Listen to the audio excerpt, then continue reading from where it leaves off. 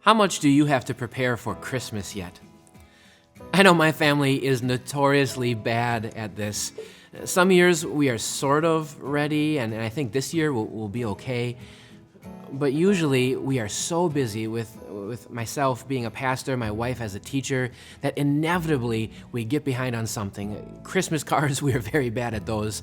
Or planning for presents, we always forget somebody.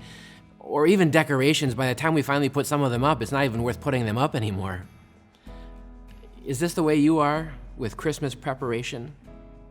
Or maybe even better, is that how you are with your spiritual preparations? Let me have you imagine something for a moment. Imagine that you saw all the signs. You saw the rise in crime statistics in your area. And let's say you saw in the news the stories of some gang of thieves that's kind of on the loose at the time. And then you even heard about your neighbors talking about how their homes were broken into. You think you might prepare a little bit? Maybe you would beef up the safety and security of your home. Maybe you'd even keep watch. You'd have a flashlight ready to go. Like it's not a matter if that thief would come, but just when and whether or not you're prepared. Well, listen to what Jesus said one time. Here's what Jesus had to say about himself. He said, if the owner of the house had known at what time of the night the thief was coming, he would have kept watch and would not have let his house be broken into. So you also must be ready, because the Son of Man will come at an hour when you do not expect him. Jesus is going to return swiftly and suddenly. So are you ready for that? Is that something you are prepared for? All the preparations you're making for Christmas, are you ready for Jesus' final return? If you're like me, I'm sure you get caught up in worldly stuff. So many things going on in life and busy schedules and full calendars and so many things that you lose track of what's finally most important. We need to be prepared for Jesus to come. So how are we going to do that? How do we prepare? Well, here's the good news, friends. Jesus actually helps us to be prepared. And how does he do that? It's very simple. In his word.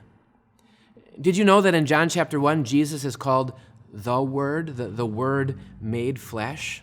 And the Word of God, Jesus, comes to us in the Word of God, the Bible. And he helps us to prepare our hearts. It's in the Bible that he exposes all the wrongs that we have, those sins and our guilt.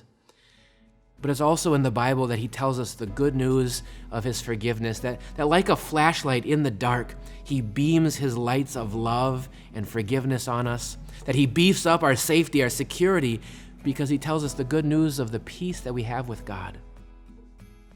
Even more than that, the Bible tells us to pray continually, to not give up meeting together as some are in the habit of doing, to gather together for worship. So stay connected to each other and stay connected to God in prayer and stay connected to the Word. And when you do these things, you will be prepared for Jesus to come.